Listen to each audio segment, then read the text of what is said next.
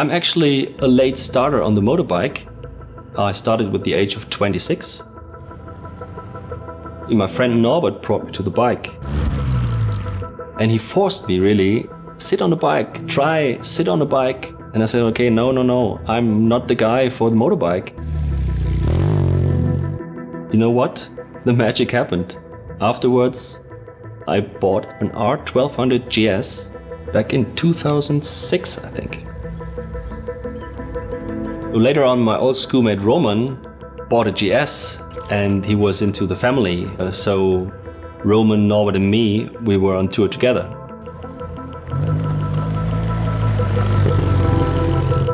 What I really love about the community is that it's not about winning or being first.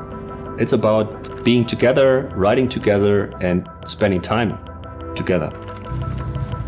Now I work as a BMW instructor, as a GS marshal, and I can pass on things to other guys that just started being into the community.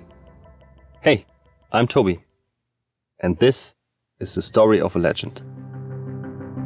One of these legends is Laszlo Perez, who is so deep into the bikes like maybe nobody else, who's one of the creators of the R80 GS, and he's still working on bikes day in and day out. Ja, ich bin jeden Tag noch mit dem Motorrad beschäftigt, weil erstens einmal macht es mir Spaß, nach wie vor.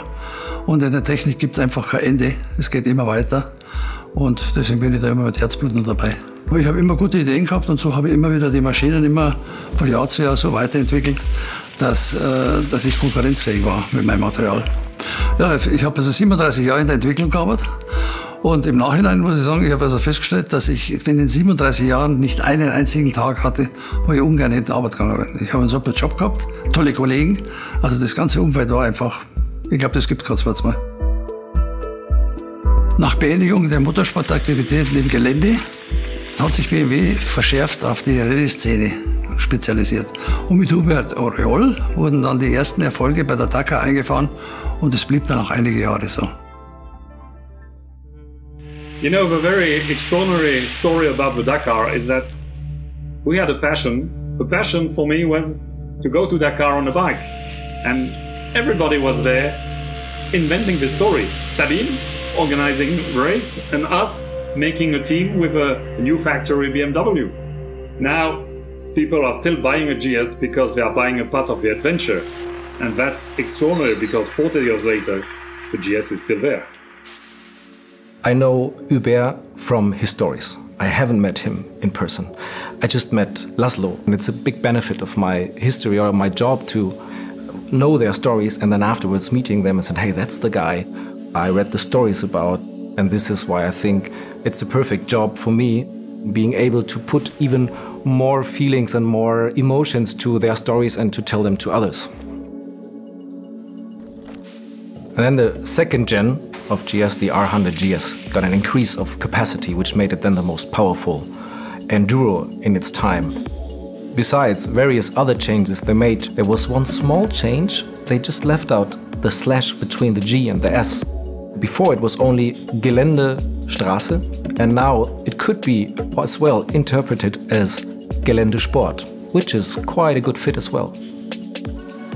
From the design, they also introduced a new color scheme, which was black and yellow, and that separated it from the first gen, who was mostly known for the white tank and the red bench. While other colors were there as well, black and yellow is one of my favorite, because it's my favorite soccer team. And I heard that the design team took this as an inspiration. Maybe it's a bit too early to talk about that. So in the 90s, BMW recognized the demand for smaller GSs. So while having introduced the R65 GS in the 80s, which was not a great success, they decided in the 90s to have GSs with single-cylinder or inline two-cylinder engines, which then at the end turned out to be a great success and still are. After my first challenge in 2009, there were a few guys using the HP2 Enduro. They were always the guys in the front ranking. Over the last years, I collected so many bikes. but this one is still my favorite.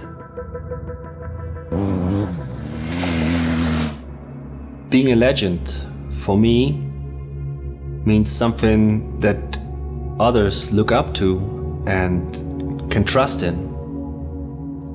and that overlasts centuries. It's a bike for everybody and for every generation. Hey guys, you remember the black and yellow bikes that Benny was talking about earlier this day? We've got new ones that you might not know yet. Enjoy!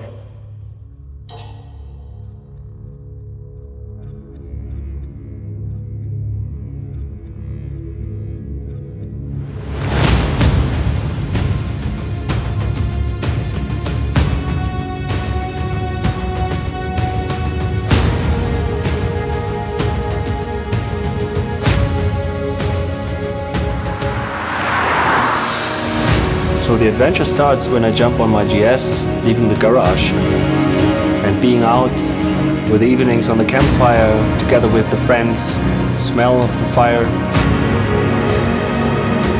Laszlo, Benny, Norbert, Roman, and all the guys meeting on the GS Challenge, on the GS Trophy.